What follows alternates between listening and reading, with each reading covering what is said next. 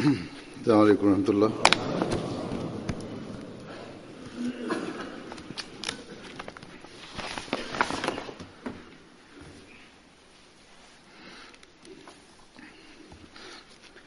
अशहदु अल्ला इलाहा इल्लल्लाह वहदहु ला शरीका लहु وأشهد أن محمدا عبده ورسوله أما بعد فأعوذ بالله من الشيطان الرجيم بسم الله الرحمن الرحيم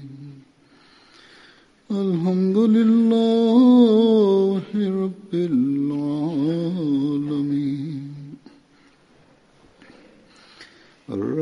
الرحمن الرحيم مالك يوم الدين إياك نعبد وإياك نستعين اهدنا الصراط المستقيم صراط الذين أنعمت عليهم غير المغضوب عليهم ولا الضالين.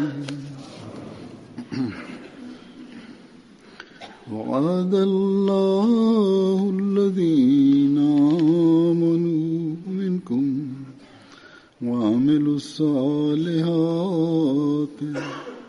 ليستخلفنهم في الأرض كما استخلف الذين من قبلهم ولا يمكنن لهم دينهم الذي ارتضى لهم ولا يبدلنهم من بعد خوفهم أمنا يعبدونني لا يشركون بي شيئا ومن كفر بعد ذلك فأولئك هم الفاسقون. وأقيموا الصلاة وآتوا الزكاة وأطيعوا الرسول لعلكم ترحمون.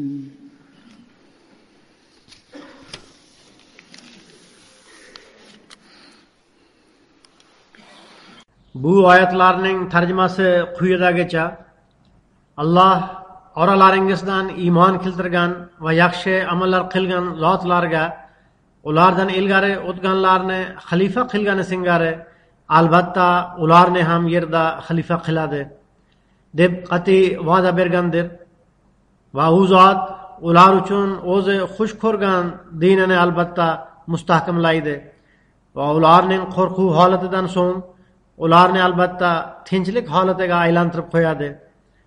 Ular menga ibodat qiladilar va menga hech narsani sherik qilmaydilar va kimki shundan keyin ham noshukrchilik qilsa ana o'shalar itoatsiz kimsalardir. Namoz ado etinglar, zakot beringlar va payg'ambarga itoat etinglar toki sizlarga rahm qilinsin. Bu oyatlarda Alloh taolo bir va'dani bayon etgan. Bu va'da agar to'liq bajarilsa, sizlarga Alloh taolo mukofot ato etadi. U mukofot esa xilofatdir.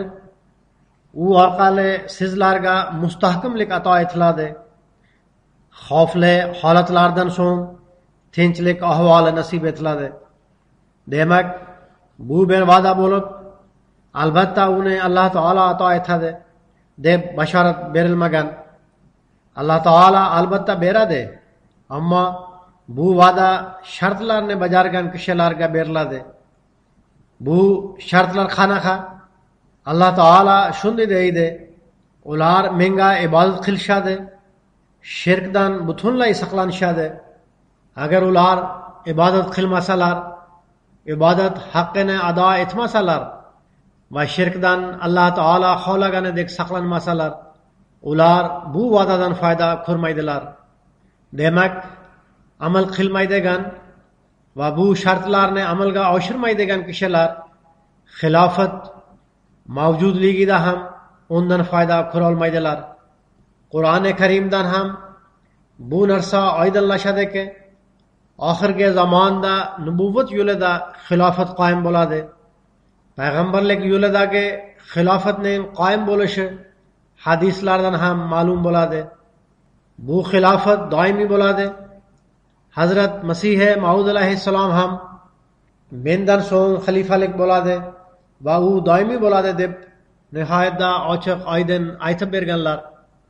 Biroq bu bilan birga Alloh taolo ushbu oyatlarda musulmonlarga shu narsani yoritib berganki, xilofat va'dasidan fayz olish uchun va uning mukofotlaridan bahramand bo'lish uchun o'z ahvollaringizni o'zgartirishingiz lozim.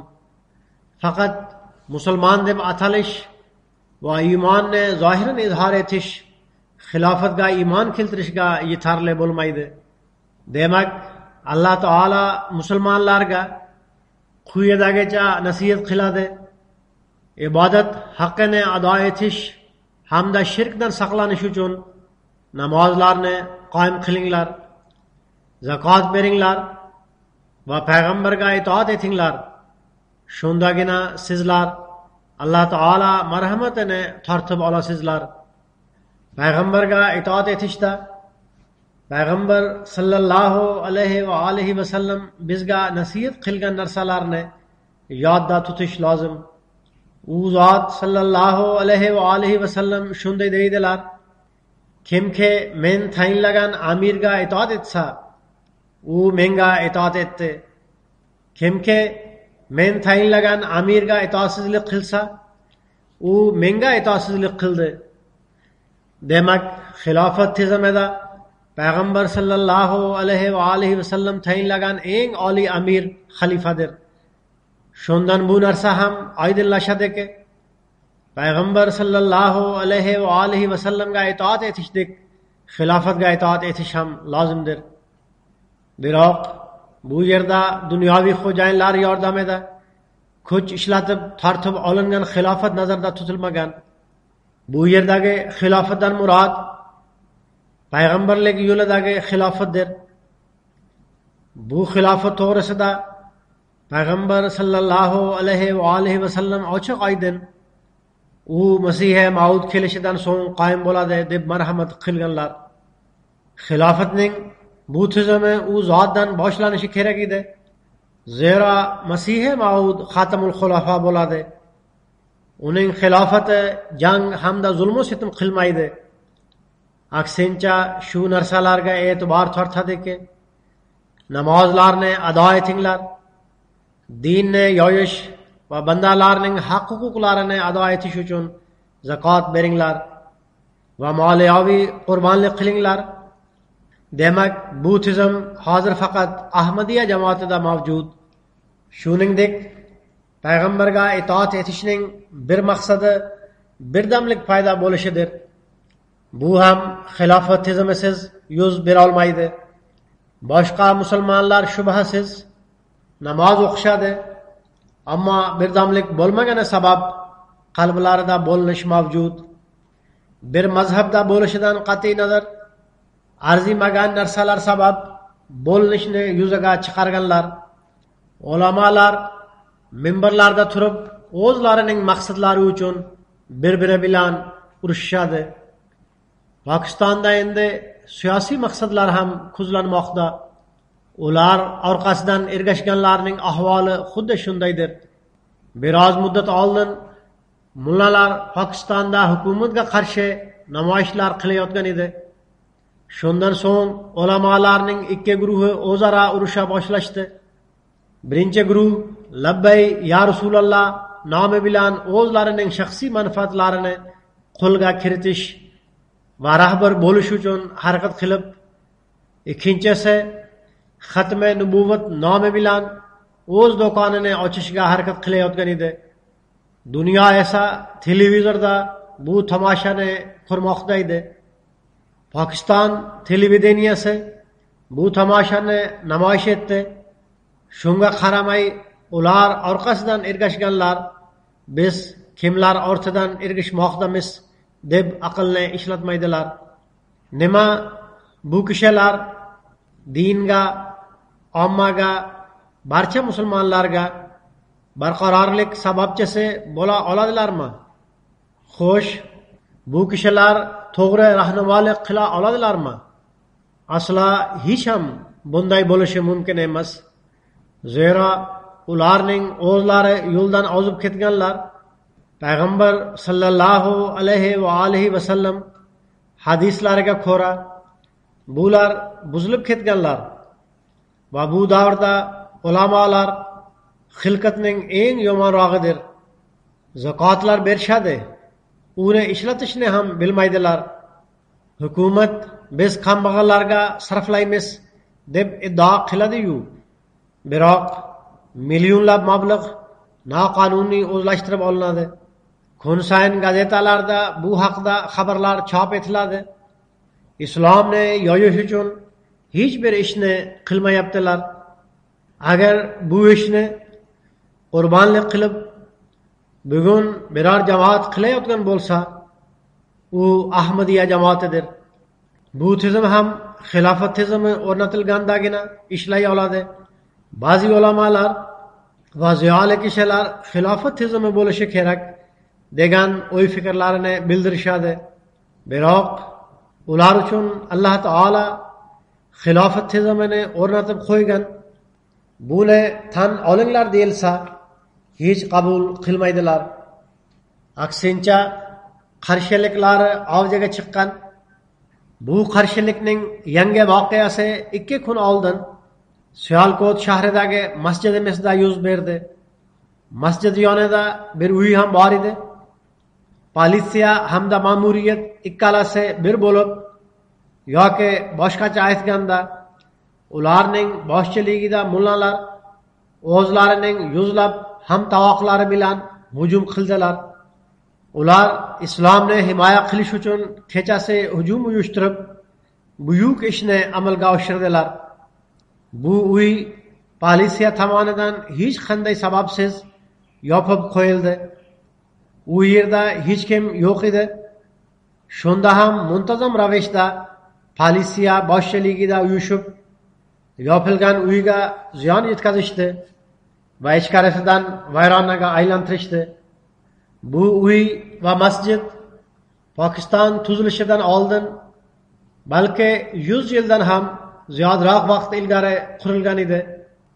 Biz buni yangidan qurmagan edik.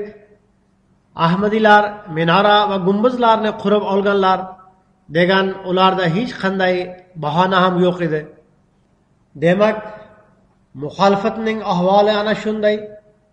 Hozir ular biz boshqa masjidlarni ham buzamiz deb e'lon bildirmoqdalar. Siyosiy partiya bilan aloqador biron bir Qur'onni yodlagan yoki bir qori kishidir. U kishi Qur'onni yodlagan, biroq Qur'on ta'limi jihatidan umuman bexabardir.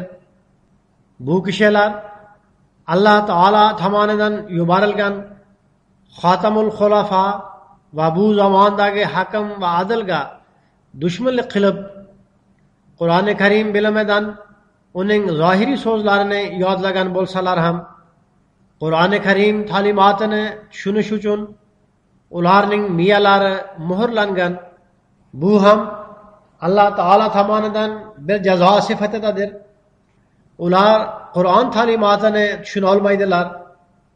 Gap fitna fasod to'g'risida ketsa, to'g'ri, bu ishda ularning miyalari nihoyatda o'tkir. Ulardan istagancha fitna fasod chiqartirish mumkin. Ular fitna fasodning yangidan yangi yo'llarini kashf etishgan. Bu narsalarda biz ular bilan hech ham bellasha olmaymiz. Qisqasi, ularning ahvoli ana shunday. ular o'zlarining masjidlarida ham bir-biriga qarshi gapirishadi, fitna fasodlar uyushtirib, o'z masjidlarining hurmatini ham oyoq osti qilishadi. Xolisan Alloh taolaning ibodati uchun qurilgan bizning masjidlarimizni qulflab, so'ngra muntazam reja tuzgan holda hujum uyushtirib ziyon yetkazdilar va uning hurmatini ham poymol qildilar.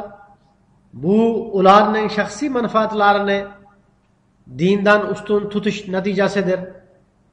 Ular payg'ambar sallallohu alayhi vasallamning bashoratiga muvofiq o'rnatilgan xilofatga iymon keltirmaguncha bunday qilmishlarni qilib yuraveradilar. Ulardan hech qanday yaxshilikni kutib bo'lmaydi. Ammo kam miqdorda oliyjanob kishilar ham bor.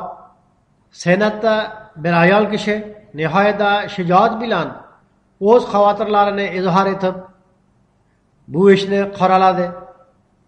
Endi ko'ramiz, bu oliyjanob ayolni mullalar hamda manfaatparast siyosatchilar qanaqa ahvolga soladi.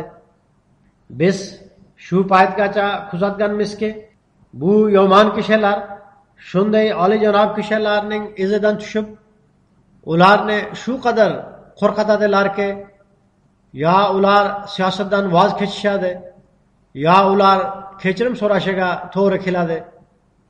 Bizning his-tuyg'ularimiz to'g'risida gap ketsa, ular Hazrat Masih Maud alayhissalom davridagi bir obidaga ziyon yetkazdilar va hukumat uni o'z tasarrufiga olgan.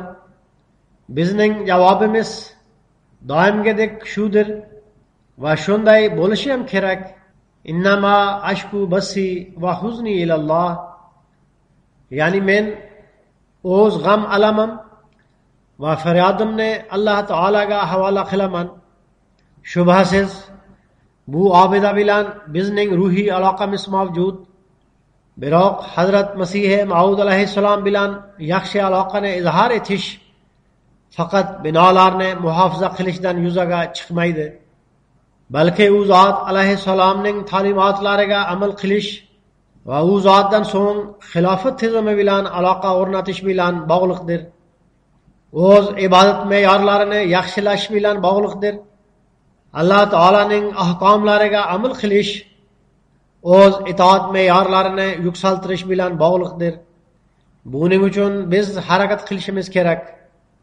Biroq Hazrat Masih Maud alayhissalomga xalifa kelishining maqsad muddaosi nima deb savol berdi. Hazrat Masih Maud alayhissalom bergan javoblari doimo ko'z oldimizda turishi kerak. Hazrat Masih Maud alayhissalom maqsad muddaoni bayon etib shunday deydilar: qaranglar, Hazrat Odam atodan bu inson nasli shajarasi boshlangan. Bir uzoq muddat o'tgach, insonning amaliy holatlari zaiflashganda va o'z hayotining haqiqiy maqsad muddaosi hamda Alloh taolo kitobining haqiqiy mohiyatini unutib, hidoyat yo'lidan uzoqlashib ketganda, Alloh taolo faqatgina o'z fazl marhamati bilan bir rasul va payg'ambar orqali dunyoga hidoyat berib, ularni zalolat joyidan chiqardi. Alloh taolaning ulug'lik sifati o'z jilvasini ko'rsatdi va bir shamga o'xshab ma'rifat nuri dunyoga qayta teklab qo'yildi. Iymonni nurli yorug'lik iymoniga aylantirdi. Qisqasi, azaldan Alloh taolaning sunnati shunday davom etib kelgan. Hazrat Odamdan tortib payg'ambar sallallohu alayhi vasallamgacha biz buni ko'rganmiz. Alloh taolaning sunnati shuki, bir muddat o'tgach odamlar oldingi payg'ambarning ta'limotini unutib yuborib, to'g'ri yo'l, iymoni va ma'rifat nurini yo'qotib qo'yishadi. Dunyoni har tomonlama zulmat, gumrohlik va fisq va fasod qorong'iligi qoplab oladi. Shunda Alloh taolaning sifatlari jo'sh urib, bir azimushon inson orqali Alloh taolaning nomi va uning tavhidi hamda fazilati axloqlari va uning ma'rifati yangidan o'rnatilib, Alloh taolo vujudining yaqqol dalillari minglab belgi alomatlar orqali beriladi. Shunda yo'qolgan ma'rifat hamda yo'qolgan taqvo va pokizalik dunyoda qoyim qilinadi.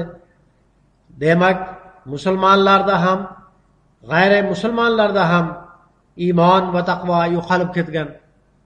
Shuning uchun bu davrda Alloh taolo payg'ambar sallallohu alayhi vasallamning bashoratlariga muvofiq Xatamul Xulafoni yubordi va u zot alayhissalom bu narsalarni o'rnatdilar. U zot alayhissalom davom etib shunday deydilar: bir azimushon inqilob yuz beradi. Qisqasi, ana shu doimiy sunnatga muvofiq bizning jamoatimiz qoyim bo'ldi. Demak, Ahmadiyya jamoatining qoyim bo'lishi ham Alloh taolo vujudining yaqqol dalillar taqdim etish, tavhidni qaytadan o'rnatish va fazilatli axloqlarni yangidan qoyim qilish uchundir. Biz kuzatganimizdek, ko'pchilik musulmonlarning amaldagi holati o'ta nochor. Qabrlarga sig'inish, shirk keltirish va turli bidatlarga mubtalo bo'lib ketishgan. Fisq va fujur har tomonga tarqalib ketgan. Buni ularning o'zlari ham tan olishadi. Bu haqda gazetalarda maqolalar yoziladi. Biroq men aytib o'tganimdek, kimni Alloh taolo payg'ambar sallallohu alayhi vasallam quliligida hidoyat berish va zalolat joyidan chiqarish uchun yuborgan bo'lsa, unga iymon keltirishga tayyor emaslar. Ular maxfiy shirkka mubtalodirlar. Fazilatli axloqlarning nom nishoni ham yo'q. Biroq Masih Maud alayhissalomning bu azaliy sunnatga ko'ra bizning jamoatimiz tuzilgan deya aytgan oxirgi jumlalari bizni hushyor bo'lib turishga undovchi jumladir. Ya'ni dunyoda har tomonlama fisq va fujur va fasod tarqalganda, axloqlar barham topganda odamlar tavhidni unutib yuborishadi va shirk yoyila boshlaydi. O'sha payt Alloh taolo o'zining biror sevimlisini yuboradi. Shundan so'ng din yana yangilanadi. Biz doimo o'zimizni tekshirib turishimiz lozim. Alloh taolo xilofat bilan bog'liq mukofotlarni olish uchun qaysi ishlarni qilishni bizga nasihat qilgan bo'lsa, biz shunga yarasha o'z hayotimizni muvofiqlashtirishga harakat qilmoqdamizmi yoki yo'q? Uning me'yorlari qanaqa? Bizning ibodatlarimiz qanaqa? Namozlarimiz qanaqa? Bizning har bir so'zimiz va amalimiz shirkdan pokmi yoki yo'q? Qurbonlik me'yorlarimiz qanaqa? Itoat etish me'yorlarimiz qaysi darajada? Alloh taolo va uning payg'ambari xohlaydigan me'yorlarni hosil qiluvchimizmi yoki yo'q? Yana bu davrda Hazrat Masih Maud alayhissalom o'z jamoatiga qo'shilgan kishilarni qaysi darajada ko'rishni istagan bo'lsalar, biz o'sha darajaga erishishga harakat qilmoqdamizmi yoki yo'q? Ibodat va namozlar to'g'risida payg'ambar sallallohu alayhi vasallamning marhamat qilganlari bir hadisda shunday rivoyat qilingan. Hazrat Abu Hurayra radhiyallohu ta'ala anhu quyidagicha naql qiladilar. Payg'ambar sallallohu alayhi va alihi vasallam shunday dedilar: bandaning qiyomat kunida birinchi hisob kitob qilinadigan narsasi namozdir. Agar bu hisob kitobi durust bo'lsa, u muvaffaq bo'ldi va najot topdi. Bordi-yu, bu hisob kitobi yaroqsiz bo'lsa, u muvaffaqiyatsizlikka va ziyonga uchradi. Agar uning farz namozlarida qandaydir kamchilik bo'lsa, Alloh taolo qaranglar, mening bandamning nafl namozlari bormi deydi. Agar nafl namozlari bor bo'lsa, farz namozlarining kamchiligi nafl namozlari orqali qoplanadi. Shuningdek, qolgan amallari ham ko'rib chiqiladi.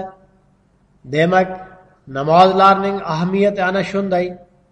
Bu kunlarda Ramazon oyi bois ko'pchilik namozlarga ko'proq e'tibor bermoqda. Biroq namozlar faqat Ramazon oyiga tegishli emas.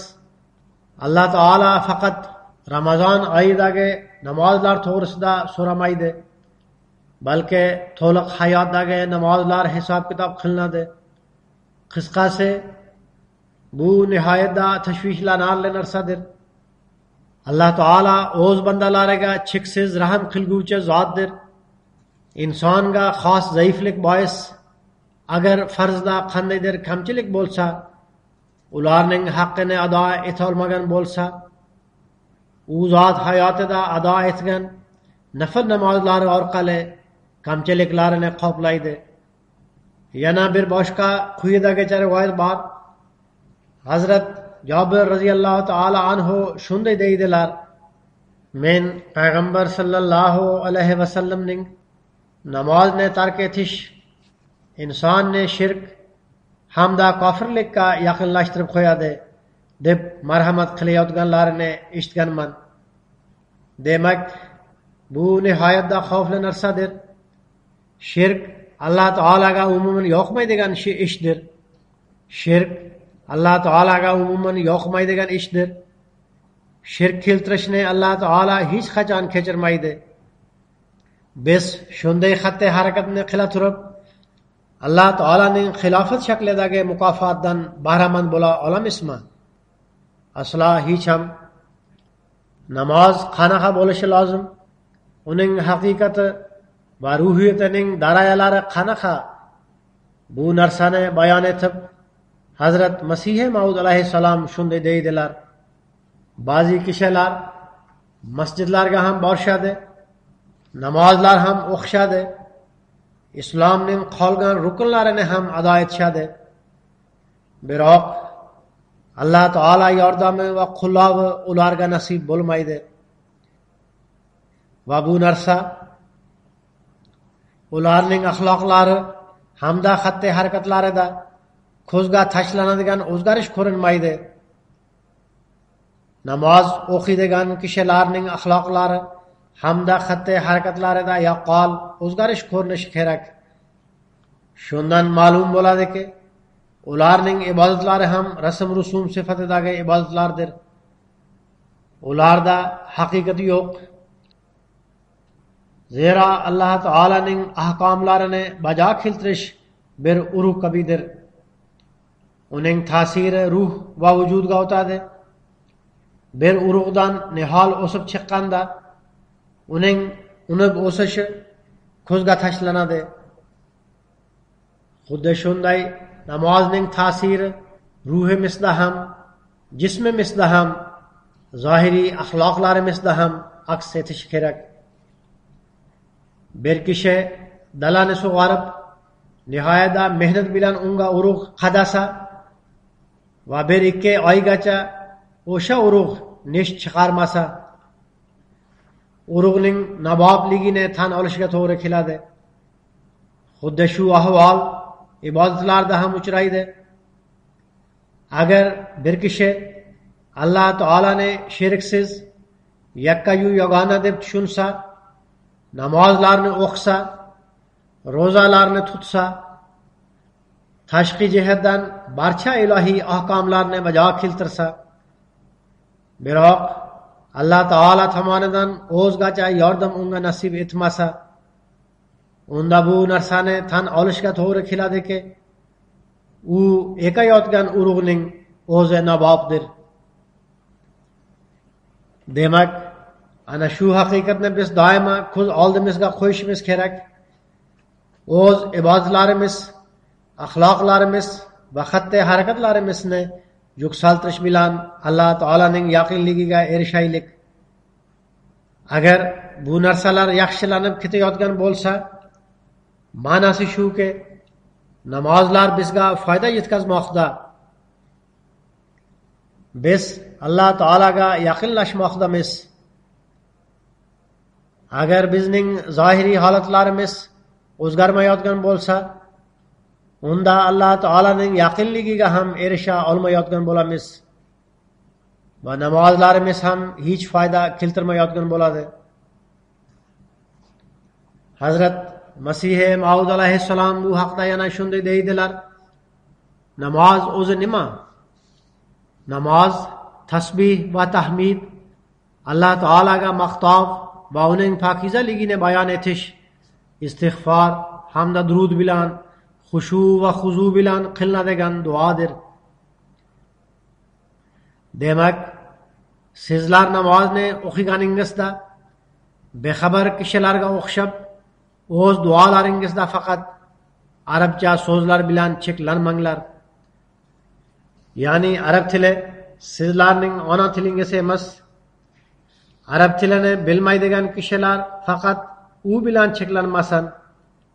Negaki shu sababdan duo qiluvchi kishining qalbida yuz beradigan kayfiyat paydo bo'lmaydi. Zero ularning namozlari va istig'forlari faqat rasm rusumdir. Ularning hech bir haqiqati yo'q. Biroq sizlar namoz o'qiganingizda Alloh taolaning kalomi bo'lmish Qur'ondan tashqari payg'ambar sallallohu alayhi va alihi va sallamning ba'zi duolari bor. Ularni ham yodlab, ma'nolarini tushunib o'qish lozim. Bundan tashqari o'z tilingizda ham yalinib yolvorib duo qilinglar, toki qalblaringizga bu yolvorishning ta'siri o'tsin. U zot alayhissalom yana davom etib shunday deydilar: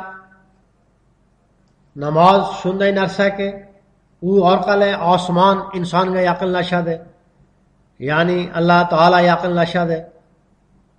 Namozni haqqini ado etuvchi kishi men o'ldim deya tushunadi va uning ruhi yumshab Alloh taolo ostonasiga yiqiladi. U zot alayhissalom shunday deydilar: qaysi uyda shunday namoz bo'lsa, u uy hech qachon vayron bo'lmaydi. Hadisda agar Nuh zamonida namoz bo'lganida edi, u qavm hech ham halok bo'lmasdi deya rivoyat qilinadi.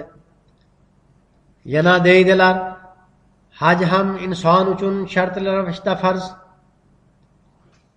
Hajni ado etish uchun ham shart-sharoitlar mavjud. Har bir kishi uchun farz emas. Ro'za ham shartli ravishda farz. Betob va musofir kishiga farz emas. Musofir kishi esa keyinroq tuta oladi. Ba'zi doimiy betob kishilar ro'za tutmaydilar. Qisqasi, ro'za uchun ham shart-sharoitlar bor. Zakot ham shartli ravishda farz. Kimlarda mol-mulk bo'lsa, ular zakot berishadi. Ammo namoz uchun istisno yo'q. Qolgan barcha farzlar yilda bir marta ado etiladi. Ammo namozni har kuni 5 mahal ado etish buyurilgan. Demak, qachongacha namoz to'liqlanmasa, u orqali hosil bo'ladigan barakotlar ham yuz bermaydi. Na bayt qilishdan hech foyda bo'ladi.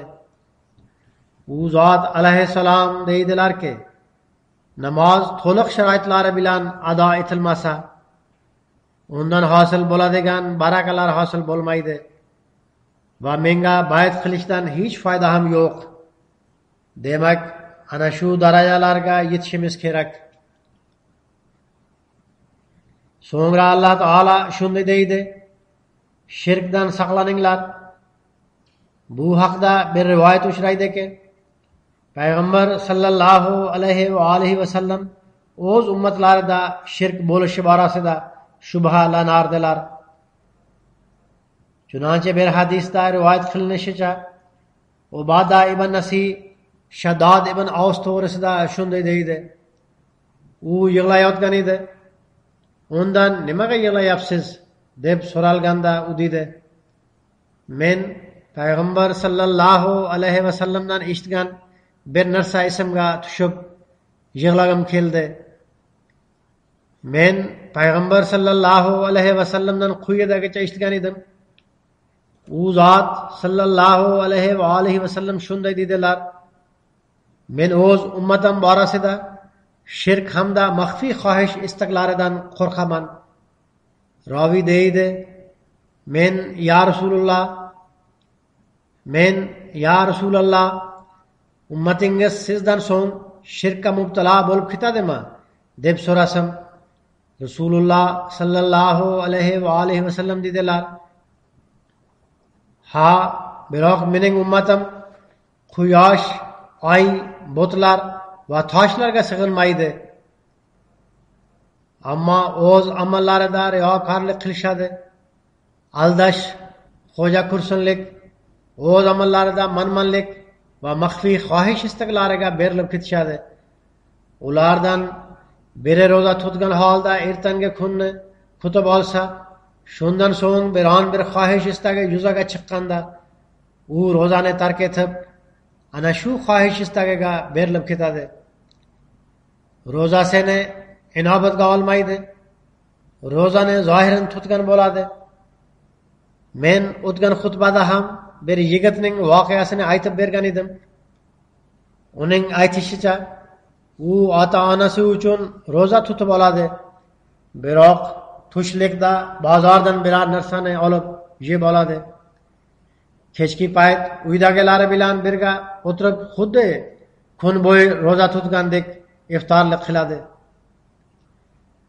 Demak, ba'zi kishilarning ahvoli xuddi ana shunday. Ayrim gazetalar ham bu haqda maqola yozgan. Men o'tgan juma xutbasida shu haqda aytib bergan edim. Demak, nihoyatda ayanchli ahvoldir. Agar biz chuqurroq o'zimizni tekshirib chiqsak, maxfiy shirkning ko'pgina misollari nazarga tashlanadi. Namozlarimiz ham ba'zida xohish istaklarga ergashish natijasida qolib ketadi. Ro'zalarimiz ham dunyoviy bahonalar tufayli qurbon bo'ladi. Bir yigit men bilan uchrashganda shunday dedi: Men pitsa tijorati bilan shug'ullanaman. Uni pishirayotganda tatib ko'rishimga to'g'ri keladi. Shuning uchun men ro'za tutmayman yoki ba'zi ro'zalarni qoldirib qo'yaman. Ahmadiy bo'la turib shunday xatti harakatlar bo'lsa, biz faqat inna lillahi va inna ilayhi rojiun o'qiy olamiz. U shunday deganida o'zi buni sezdimi yoki yo'qmi bilmayman. Biroq ba'zi shunday kishilarning gaplarini eshitib men baribir xijolat chekaman. Alloh taolaning mukofotlariga erishish iddaosi bor. Biroq agar uning ahkomlaridan yiroqlik bo'lsa, unda bu iddao yolg'ondir. Hazrat Masih Maud alayhissalom shunday deydilar: Alloh taolo Qur'onda deydi: "Va yaghfiru ma duna zalik", ya'ni har bir gunoh kechiriladi. Biroq Alloh taolo shirkni kechirmaydi. Demak, shirkka yaqinlashmanglar. Uni hurmat daraxti deb tushuninglar. U zot alayhissalom yana dedilar: Qalbda minglab butlar to'plangan bo'lsa-yu va tildangina la ilaha illalloh deb aytishning nomi tavhid emas. Balki kimda kim o'z ishi, makr hilasi, aldovi va tadbiriga Xudoga beriladigan ulug'likni bersa yoki Alloh taolaga tavakkul qilishidek biron bir insonga tavakkul qilsa yoki Alloh taolaga berilishi kerak bo'lgan buyuklikni o'z nafsiga bersa, bu barcha holatlarda u kishi Alloh taolo nazdida butparastdir. Demak, yuqoridagi hadisning izohi ana shu: butlar faqat oltin, kumush, mis yoki toshlardan yasalgan butlar emas, balki har bir narsa, so'z yoki xatti harakatga Alloh taolaning haqqi bo'lgan buyuklik berilsa, u Alloh taolo nazarida butdir. Nihoyatda sinchikovlik bilan o'zimizni kuzatib chiqishimiz kerak. Yana xilofat mukofotiga muyassar bo'ladiganlarga zakot hamda moliyaviy qurbonlik shart deb aytilgan. Hadisda quyidagicha rivoyat uchraydi. Hazrat Ibn Mas'ud radhiyallohu ta'ala anhu naql qiladilar. Payg'ambar sallallohu alayhi vasallam shunday dedilar: ikki kishidan bo'lak boshqa hech kimga rashk qilmaslik lozim. Ulardan bittasi Alloh taolo mol davlat bergan kishi va u o'z mol davlatini haq yo'lida sarflaydi. Ikkinchi kishi Alloh taolo aql zaqovat va fahm farosat bergan kishidir. Uning yordami bilan u odamlar o'rtasida hokimlik qiladi va uni o'rgatadi ham. Yana Hazrat Hasan naql qiladilar. Payg'ambar sallallohu alayhi va alihi vasallam dedilar: o'z mol davlatlaringizni zakot sifatida ado etib saqlab olinglar. Betob kishilaringizni sadaqalar orqali ham muolaja qildiringlar. Ya'ni zakot, sadaqa va moliyaviy qurbonlikka e'tiborimizni jalb etdilar. Demak, zakot kimlarga farz bo'lsa, ular zakot berishadi. Hazrat Masih Maud alayhissalom marhamat qilganlaridek, bu har bir kishiga farz ham emas. Biroq kimlarga farz bo'lmasa, ularga sadaqa beringlar. Muhtoj va kambag'allarni otaliqqa olinglar deb nasihat qilingan. Bu yerda muhtojlarning ehtiyojlarini qondirishga e'tibor qaratilgan. Bu yerda eng muhim narsa birdamlik paydo qilishdir. Zero zakot va mablag'larni xarj etish xilofat quli ostida eng yaxshi shaklda yuz bera oladi. Jamoat tizimi ham mavjud. Unda muhtoj kishilarning ro'yxatlari bor.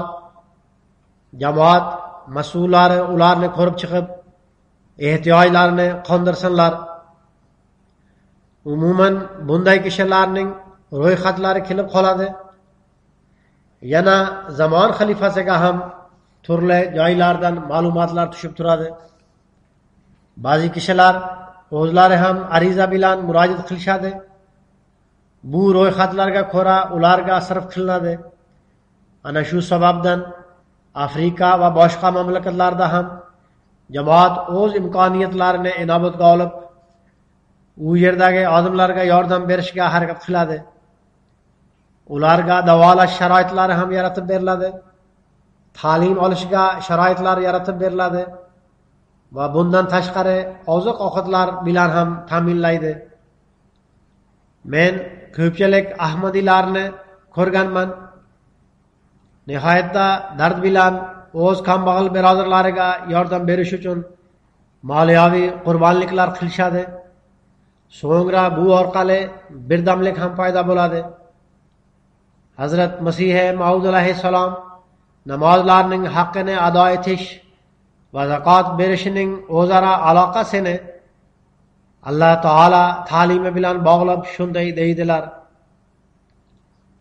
odamlar o'z namozlarida xushu va xuzu qilishadi.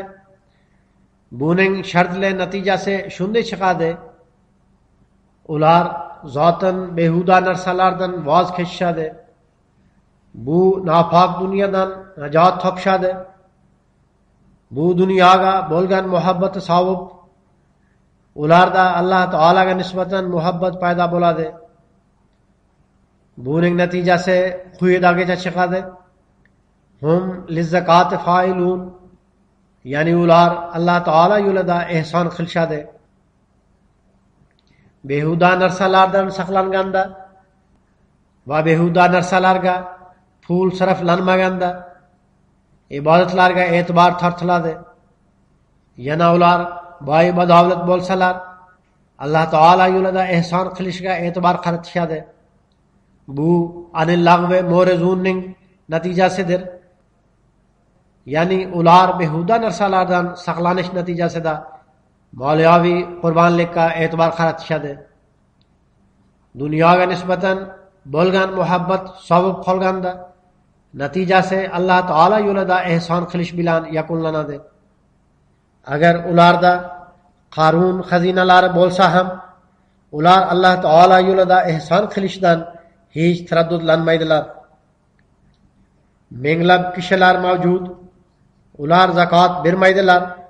Hattoki ularning qavmidan ko'pgina kambag'al va nochor kishilar halok bo'lib ketishadi.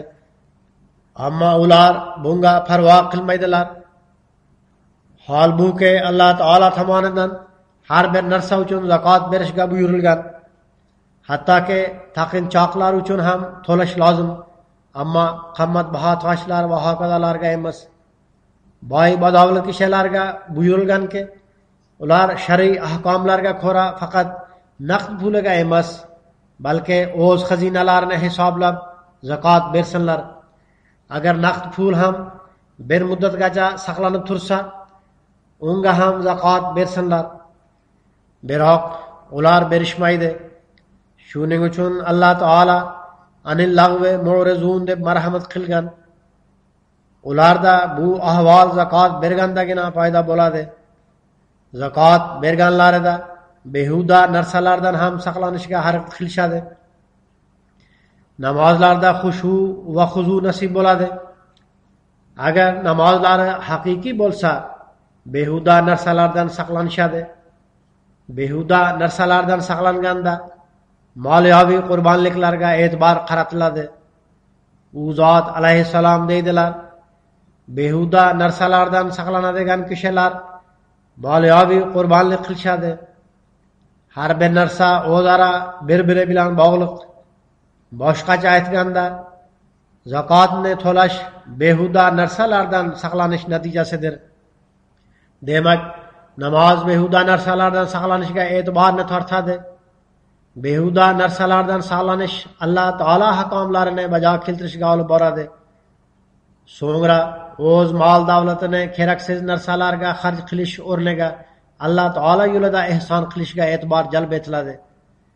Demak, u zot alayhissalom bundan shu natijani chiqaradilarki, Alloh taolo yo'lida ihson qilish ko'pgina behuda narsalardan insonni saqlab oladi. Yana Alloh taolo xilofat mukofotiga muyassar bo'ladigan zotlarga ular itoat me'yorlarini yuksaltirsinlar deb nasihat qildi.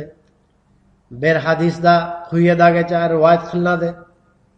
Hazrat Ubada radhiyallohu taala anhu naql qiladilar: biz payg'ambar sallallohu alayhi vasallamga shu narsaga bayt qildik. Bizga yoqsa ham, yoqmasa ham har holda itoat qilamiz.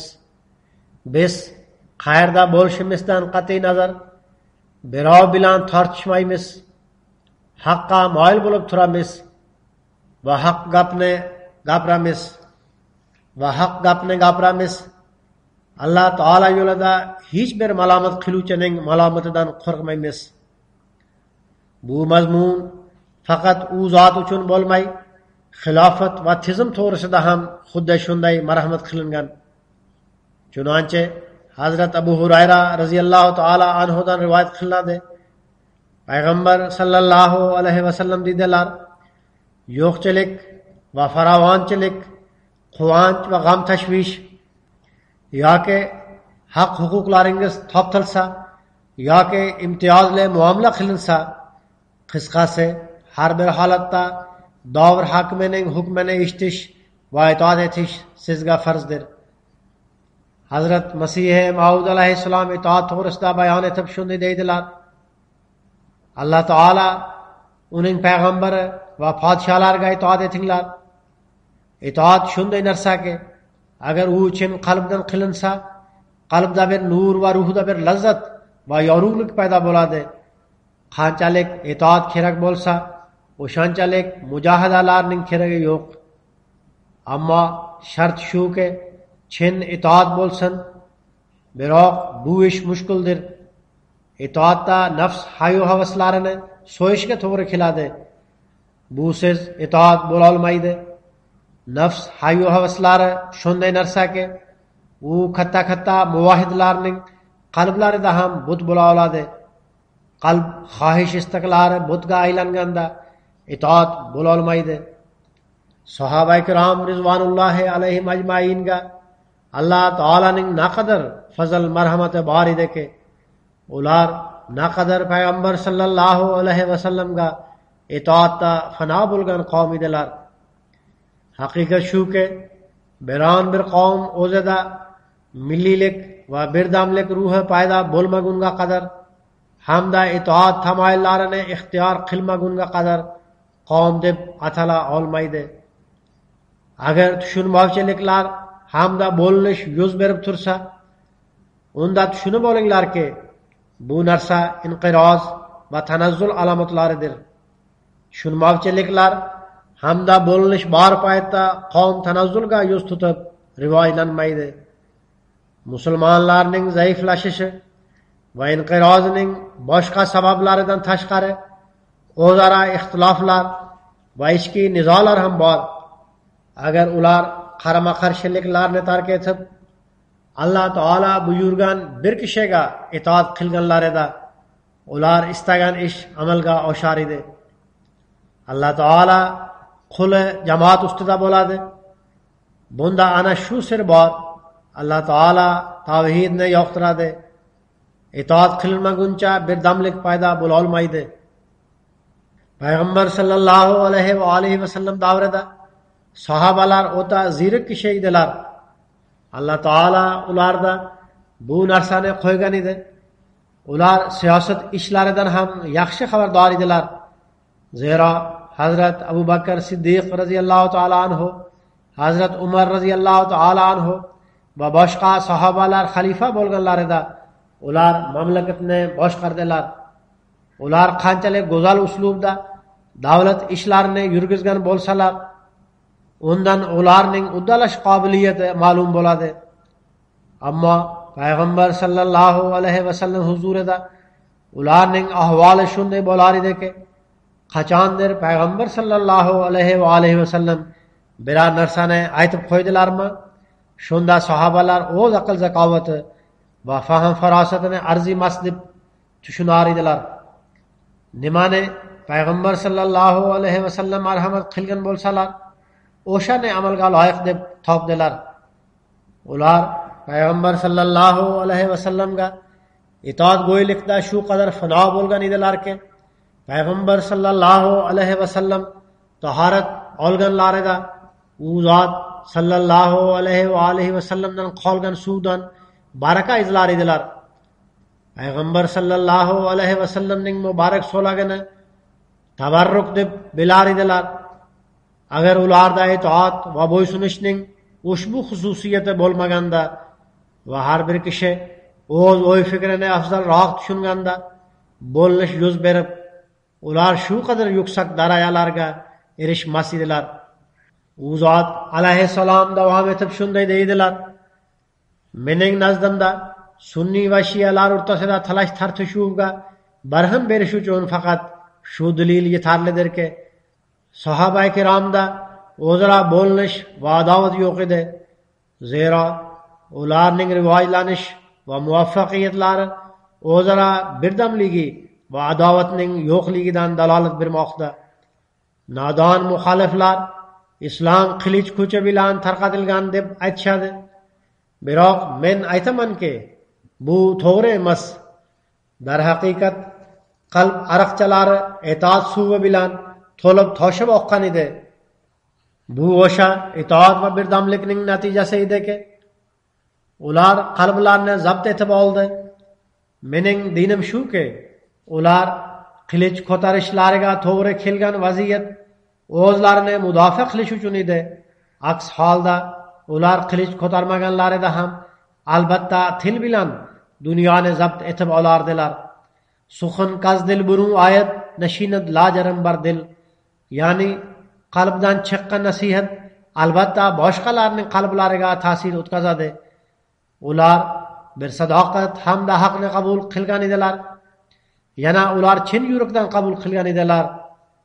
Ularda hech qanday riyo va ko'z boyamachilik yo'q edi. Ularning sidqlari muvaffaqiyatlarining vositasi bo'ldi. Rost gap shuki, sodiq o'z sidq qilichidan foydalanadi. Alloh taolaga tavakkul qilish nuri bilan bo'yalgan hamda jalolli va jamolli ranglarni o'z ichiga qamrab olgan payg'ambar sallallohu alayhi vasallam shakl shamoillarida shunday tortish kuchi bor ediki, u ixtiyorsiz ravishda qalblarni tortib olar edi. So'ngra u zot sallallohu alayhi va alihi vasallam jamoati payg'ambarga itoat etishda shunday namuna ko'rsatdiki, ularning sobit qadamliligi qaromatdan afzalroq ekanligi isbotlandi. Kim ularni ko'rgan bo'lsa, u ixtiyorsiz ular tomon keldi. Qisqasi, sahobalardagi ahvol va birdamlikka ehtiyoj hozir ham bor. Zero Alloh taolo Masihi Maud qulidan tayyor bo'lib turgan jamoatni payg'ambar sallallohu alayhi va alihi vasallam tayyor qilgan jamoat bilan qo'shgan. Shuning uchun jamoatning rivojlanishi o'z ahvolini o'sha ta'limga ko'ra muvofiqlashtiradigan va itoatda yuqori darajalarni ko'rsatadigan kishilar namunasi orqali bo'ladi. Sizlar Masihi Maudning jamoati deb atalib, sahoba jamoati bilan qo'shilish orzu umidi bor kishilar sifatida o'zlaringizda sahobalar tusini paydo qilinglar. Itoat ham ularnikidek bo'lsin. O'zaro muhabbat va birodarchilik ularnikidek bo'lsin. Qisqasi, sizlar har bir shaklda, har bir jabhada sahobalar ahvolini o'zlashtiringlar. U zot alayhissalom bu gaplarni o'z sahobalariga o'sha payt aytganlar. Biroq agar jamoat taraqqiyotini doimiy qoyim tutish kerak bo'lsa, xilofat tizimini doimiy o'rnatish kerak bo'lsa, unda o'sha namunalarni muntazamlik bilan davom etish lozim. Shundagina jamoat ichida oldin nasib bo'lgan rivojlanishlar topilib turadi. Demak, Alloh taolo mukofotidan fayz baraka topish uchun ana shu me'yorlar shart. Biz o'z ibodatlarimiz me'yorlarini ham yuksaltirishimiz kerak bo'ladi. O'z namozlarimizni ham muhofaza qilish kerak bo'ladi. Hamda har bir so'z va amalimizni turli xil shirkdan tamomila pok qilishimiz kerak bo'ladi. O'z mol davlatlarimizni Alloh taolo yo'lida ehson qilish kerak bo'ladi. Xilofat bilan vafo va itoat me'yorlarini ham doimo muhofaza qilib turishimiz kerak bo'ladi. Shundagina biz xilofat nomli mukofot va u bilan bog'liq Alloh taolo barakotlaridan fayz ola olamiz va qiyomatgacha davom etadigan xilofat bilan bog'lanib tura olamiz hamda o'z avlodlarimizni bog'lab tura olamiz. Hazrat Masihi Maud alayhissalom doimiy xilofat to'g'risida xabar berib shunday deydilar: sizlar ikkinchi qudratni ham ko'rishlaringiz shart. Uning kelishi sizlar uchun yaxshiroqdir. Zero u doimiy bo'lib, uning silsilasi qiyomatgacha uzilmaydi va u ikkinchi qudrat men ketmagunimcha kela olmaydi. Biroq men ketganimda Alloh taolo o'sha ikkinchi qudratni sizlar uchun yuborib qo'yadi. Alloh taolo Barohini Ahmadiyada va'da qilganidek, u doimo sizlar bilan birga bo'ladi va bu va'da mening vujudimga nisbatan emas, balki u va'da sizlarga nisbatandir. Alloh taolo marhamat qiladi. Men senga ergashgan jamoatni qiyomatgacha boshqalar ustidan g'olib qilaman. Demak, mening ayriladigan vaqtim albatta kelishi turgan gap. Toki shundan so'ng doimiy va'da kuni kelsin. Bizning Xudomiz va'dalarga rostgo'y, vafodor hamda sodiq Xudodir. U va'da qilgan barcha narsalarni sizlarga ko'rsatadi. Garchi bu kunlar dunyoning oxirgi kunlaridir. Hozir ko'p musibat balolarning nozil bo'lish vaqtidir. Biroq lozimdirki, bu dunyo Alloh taolo xabar bergan barcha gaplarning amalga oshmagunicha qoyim bo'lib tursin. Men Alloh taolo tomonidan bir qudrat sifatida nozil bo'lganman va men Xudo taolaning to'liq qudratiman. Mendan so'ng ikkinchi qudratining ko'rinishi bo'lgan boshqa ba'zi zotlar bo'ladi. Demak, Alloh taolo bizga taxminan o'tgan 110 yildan beri ana shu mukofotni ato etgan. Biz Alloh taolaning fazl marhamat manzaralarini va Hazrat Masihi Maud alayhissalom bilan qilingan va'dalarni ko'rib turmoqdamiz.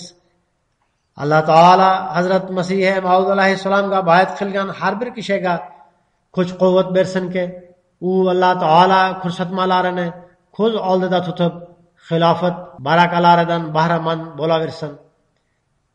O'tgan haftada ham men pokistonliklar uchun duoga chaqiriq tashlagan edim. Men yana aytaman, Pokistonliklar o'zlari uchun o'zgacha duoga e'tibor qaratishlari lozim. O'z namozlarini, nafallarini va ilohiy zikrni oldingisidan ko'paytirish kerak. Alloh taolo bizning barchamizga buning uchun kuch-quvvat ato etsin.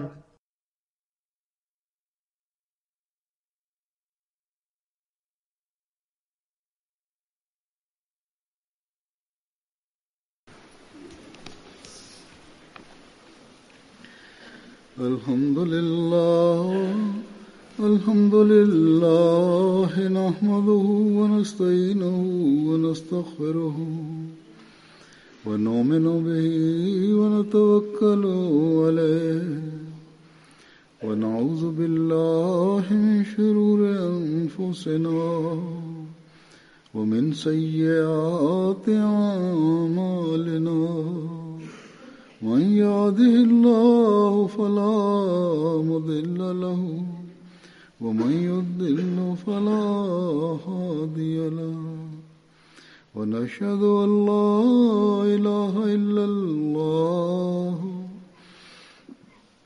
ونشهد أن محمدا عبده ورسوله عباد الله رحمكم الله إن الله يأمر بالعدل والإحسان وإيتاء ذي القربى وينهى عن الفحشاء والمنكر والبغي يعظكم لعلكم تذكرون اذكروا الله يذكركم وادعوه يستجب لكم ولذكر الله أكبر